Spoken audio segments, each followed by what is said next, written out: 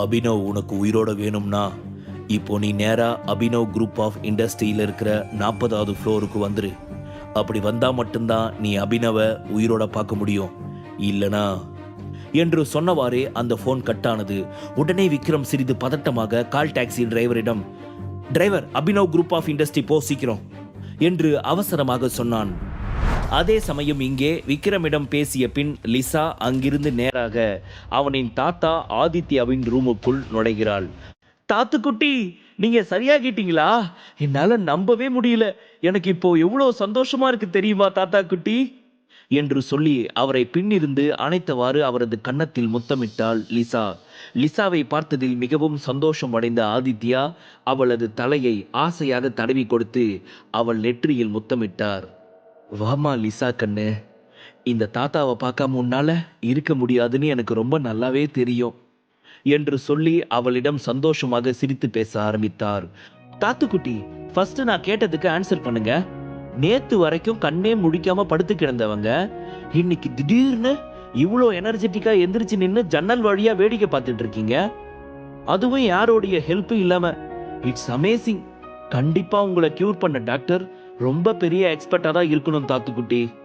யாரு உங்களுடைய இந்த மாற்றத்துக்கு காரணம் என்று லிசா அவர் கன்னத்தை பிடித்து கிள்ளி முத்தமிட்டவாறு கேட்டாள். என்ன சரி பண்ணது வேற யாரும் இல்ல, உன்னோட சின்ன வயசு ஃப்ரெண்டு தான். உனக்கு ரொம்ப ரொம்ப பிடிச்ச ஒரு பர்சன். உனக்கு விக்ரம் ஞாபகம் இருக்குதா? என்னோட பேரன் அவன்தான்.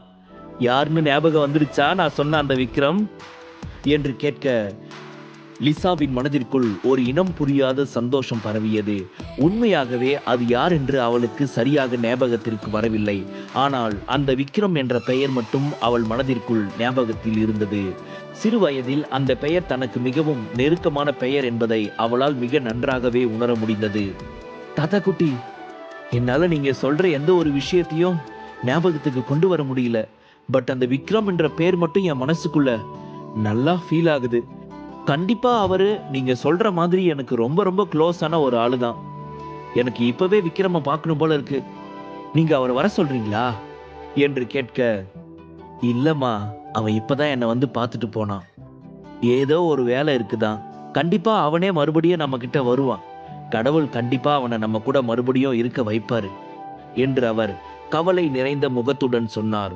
அவரது கண்களும் மனமும் தன் ஆசை பேரன் விக்ரமை மீண்டும் பார்க்க வேண்டும் என்று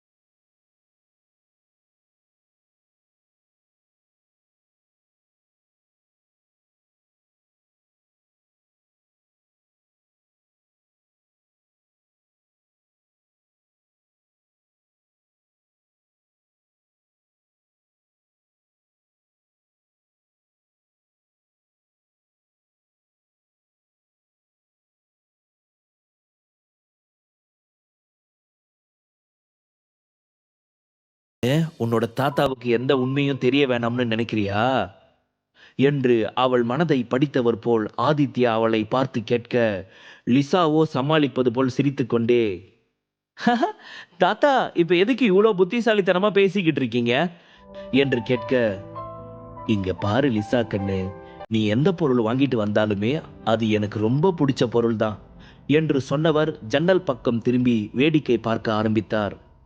என்ன தாத்தா, ஏதோ ரொம்ப யோசனையில் இருக்கீங்க போல என்று லிசா கேட்க, ஆமா, எனக்கு மட்டும் இப்போ 20-25 வயசா இருந்துச்சுன்னா கண்டிப்பா இந்நேரம் அவங்க எல்லாரையுமே நான் சூறையாடி இருப்பேன் என்று அவர் சொல்ல, தாத்தா எதை பற்றி பேசுகிறார் என்று லிசாவுக்கு நன்றாகவே தெரிந்தது.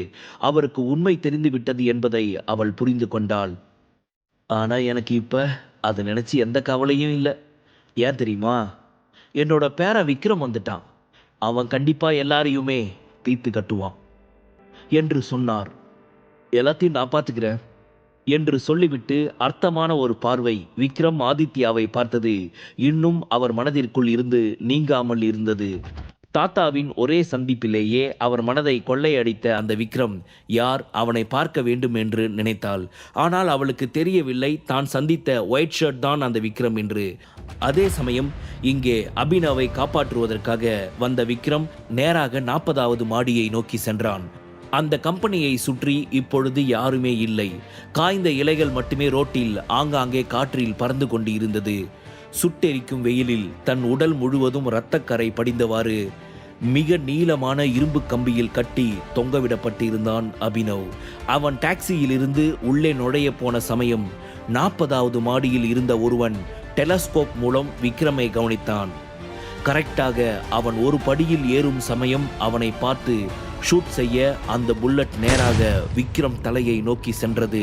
ஆனால் அதற்குள் காற்று அந்த புல்லட்டை திசை திருப்பி அவனுக்கு பின்னால் இருந்த படிக்கட்டில் மீது சென்று விழுந்தது. எங்கே அவன் செத்து விட்டானோ என்று சந்தோஷமான ஆர்வத்தில் டெலஸ்கோப் மூலம் மீண்டும் விக்ரமை பார்க்க, விக்ரம் அப்பொழுதும் கம்பீரமான தோற்றத்தோடு மேலே வேகமாக நடந்து வந்து கொண்டிருந்தான்.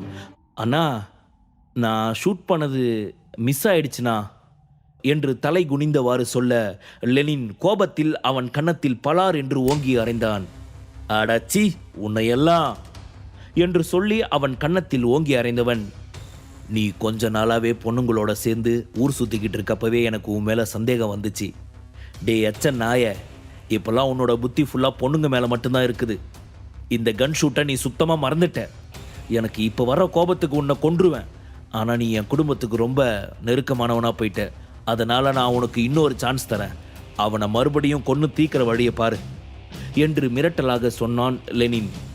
கண்டிப்பாண்ணா, நீங்கள் எனக்கு இப்போ கொடுத்துருக்க இந்த சான்ஸை மிஸ் பண்ணவே மாட்டேன் என்று சொன்னவன் தனது அருகில் இருந்த சிசிடிவி ஆளிடம், என்ன அவன் எங்கே வந்துட்டு இருக்கான், உனக்கு தெரியுதா இல்லையா என்று கேட்டான். தோ சார், அவன் 40வது ஃப்ளோர் கிட்ட வந்துட்டான். இப்போ கரெக்டாக உள்ளே வரப்போகிறான் என்று அந்த ஆள் சொன்னதும் தனக்கு பின்னால் இருந்த 3 பேருக்கு சிக்னல் கொடுத்த ஜீவா அவர்களை தன் பக்கம் வர சொன்னான்.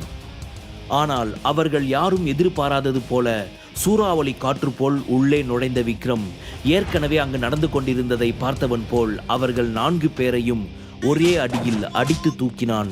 இது எதையுமே எதிர்பாராதவர்கள் அங்கும் இங்குமாக 10 அடி தூரம் பறந்து போய் விழுந்தனர். இது எப்படி நடந்தது என்று அவர்கள் புரியாமல் முழித்தனர். இவர்கள் அனைவருமே அடி வாங்கியதை பார்த்ததில் லெனினுக்கு அத்தனை ஒரு கோபம். உங்களெல்லாம் நான் எதுக்கு தான் கூட வச்சிருக்கேன்னு எனக்கு தெரியல. நீங்கள் எல்லாம் கன் எக்ஸ்பர்ட் பர்சன் வேற, பேர் வேற. இதை நம்பி உங்களுக்கு நான் எல்லாருக்கும் தரதை விட 4 மடங்கு சம்பளம் கூட தந்து என் காசை நானே கரியாக்கிட்டு இருக்கேன். மரியாதையை நீங்களே இந்த மாடியிலிருந்து குதிச்சு செத்து போயிருங்க. இல்லை எனக்கு கோபம் வந்துச்சுன்னா என் கன்னில் இருக்க எல்லா புல்லட்டையும் உங்கள் தலைக்குள்ளேயும் நெஞ்சுக்குள்ளேயும் இறக்கிடுவேன். மரியாதையை தள்ளி போங்கடா என்று சொன்னவன் இப்பொழுது நேராக விக்ரமை நோக்கி சென்றான். அவன் வைத்திருந்த கன் மிகவும் ஸ்பெஷலானது. அதை நினைத்து சிரித்து கொண்டே அந்த கன்னை முத்தமிட்டவாறு அவன் அருகில் சென்றவன் அந்த கன்னில் புல்லட்டை லோட் செய்து அவன் நெஞ்சை நோக்கி குறிவைத்து புல்லட்டை அவன் மீது பாய்ச்சினான். முழு கதையையும் கேட்டு மகிழ பாக்கெட் FM ஆப்பை டவுன்லோட் செய்யுங்கள். லிங்க் டிஸ்கிரிப்ஷனில் கொடுக்கப்பட்டுள்ளது.